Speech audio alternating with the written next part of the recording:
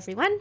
Okay, so let's assume that you figured out how to make a great product, your SEO is fine, and everything generally looks pretty good. How can you stand out from your competitors? The problem with any e-commerce platform is generally you might be selling a product that looks almost identical to every product around it on the page. If you don't think that it does, do a blind test. Ask a stranger which product looks the best on the page and see if they pick your product from the page. If they don't, you likely need to work on a few things. Let's go over a few tips. Unlike other e-commerce gurus, I don't like running out of the gate saying focus on photography because yes, photography is important, but it's always secondary to SEO. But assuming you have SEO figured out, what's next? Photography. Now, this video is not a tutorial on photography because that will be a much more in-depth video, and I like to keep my videos simple for you guys, but I promise that I'll get back to it later. But I will go over the basics today and at least give you something to practice with the equipment that you already are using. And this could just be your iPhone in the sun. First things first, if you ask the best photographer in the world, how do I take better photos? Which of these do you think he will say? A, buy better equipment, or B, learn better photography? If you guessed B, you are correct. Now, if you gave the most expensive camera in the world to an amateur and the shittiest camera in the world to the best photographer in the world, who do you think will take the better picture? If you guess the best photographer, you are absolutely correct.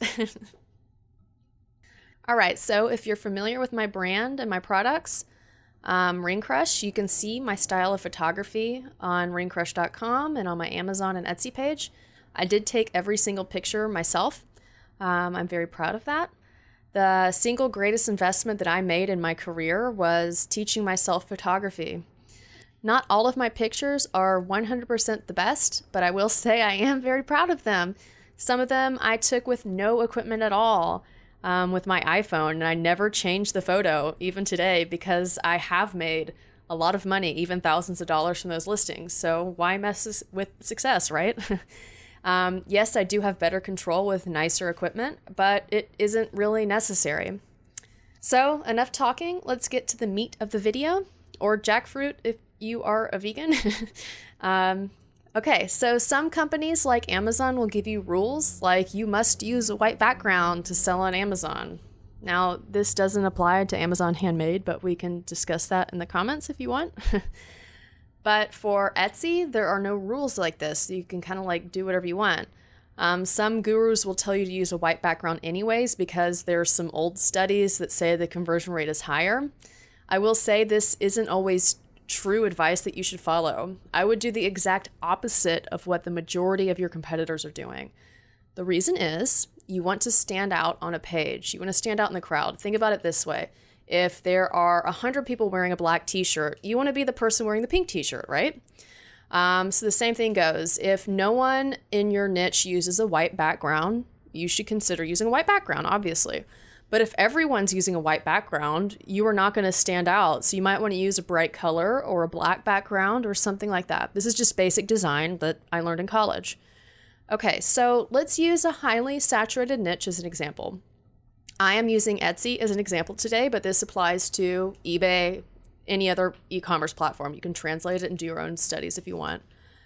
So let's get started. If you type in teddy bear into Etsy, you will notice, at least for me, almost no teddy bear examples come up with a clean, crisp, white background. In fact, almost all of these are super busy, have multiple bears, and are frankly, they have just way too much going on.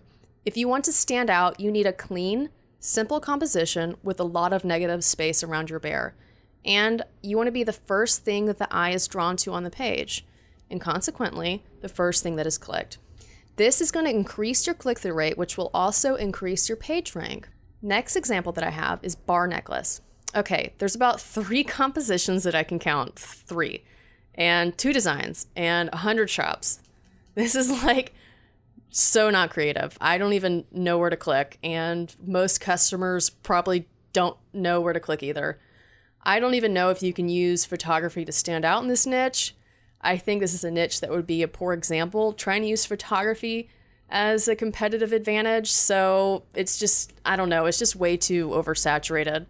I'm not even gonna, I mean, maybe you could do something crazy to be competitive here, but I don't think so. So we're gonna move on.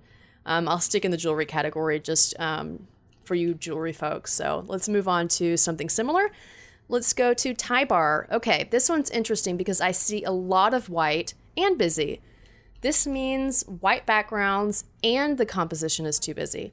I would clean up the composition, meaning make it more simple, maybe one tie bar, and switch to perhaps a black or a bright color background to really stand out.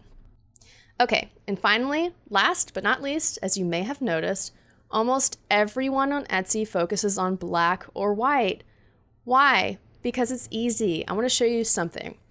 Etsy loves to feature color and great composition, but mostly color. Find some complementary accessories like flowers or cute little things that might complement your product to help frame the picture, and you will greatly increase the odds of getting featured, which is the key to dramatically growing your following.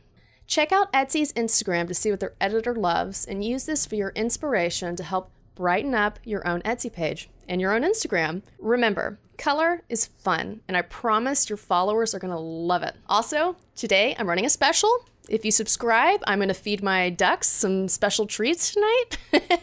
If you don't, they're gonna get boring duck food, so don't be mean. All right, bye.